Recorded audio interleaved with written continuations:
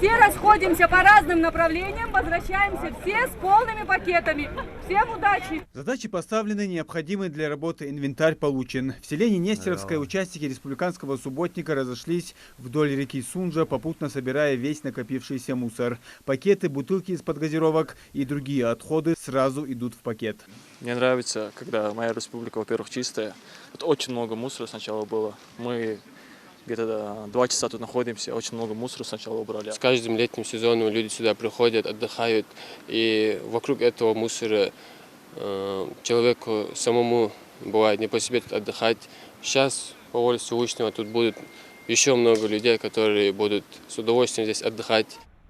В числе волонтеров как студенты, так и члены правительства во главе с председателем Владимиром Сластениным, представители муниципальной власти, депутатского корпуса. Все они от мала до велика вышли сегодня навести порядок на обозначенных территориях. Сегодня мы собрались для очистки одной из крупнейших рек республики Асы, для очистки береговой линии реки Асы. К сожалению, после наступления солнечных теплых погод здесь появляется очень отдыхающих гостей, которые оставляют за собой очень большое количество мусора. Хотелось бы попросить наших жителей, наших гостей, чтобы они собирали за собой мусор, берегли нашу природу и относились к ней бережно.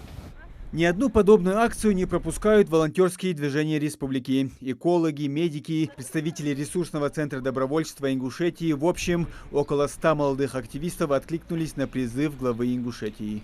Мы все понимаем, что чистота – это половина веры, и данная благородная акция для нас является как бы честью и необходимым мероприятием. Желающих очистить русло реки Асы от мусора было так много, что для некоторых и собирать-то было нечего. Но волонтеры не унывают. Отсутствие работы в данном случае больше плюс, чем минус.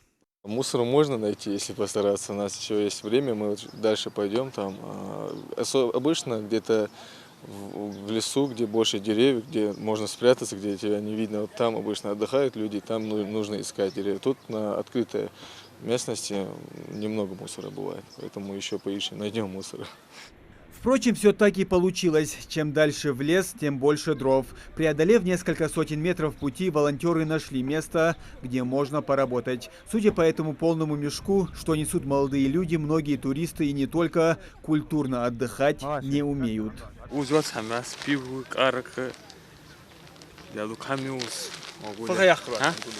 Дело минут 30 якорка. Дело так. 20 килограмм, 25-30 смола.